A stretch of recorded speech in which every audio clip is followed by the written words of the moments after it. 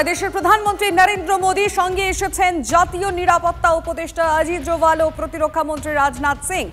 এক মাসের কম সময় রাজ্যে দ্বিতীয়বার দেশের প্রধানমন্ত্রী থেকে বেরিয়েছেন এবং সরাসরি তিনি ফোর্ট উইলিয়ামে প্রবেশ করবেন।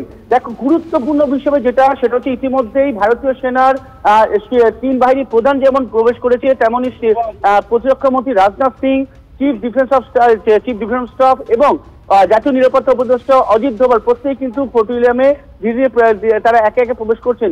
স্বাভাবিকভাবেই একটা গুরুত্বপূর্ণ বিষয় হচ্ছে যে এই বৈঠকে প্রধানমন্ত্রী স্বাভাবিকভাবেই একটা গুরুত্বপূর্ণ বিষয় হচ্ছে যে এই বৈঠকে প্রধানমন্ত্রী যে ধরনের বক্তব্য রাখবেন এবং ভারতীয় সেনাকে কিভাবে চলবে ভারতীয় সেনা আগামী দিন সেটা যেভাবে চালনা করবেন সেই বিষয়ে যেমন বক্তব্য রাখবেন।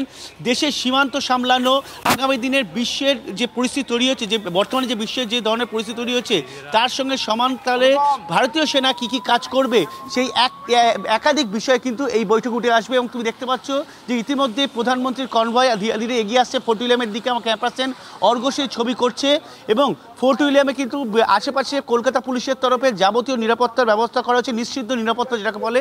এবং সেই ছবি তুমি দেখতে পাচ্ছ যে প্রধানমন্ত্রীর গাড়ি ফোর্ট উইলিয়ামের দিকে এগোচ্ছে এবং ফোর্ট উইলিয়ামে প্রবেশ করতে চলেছে।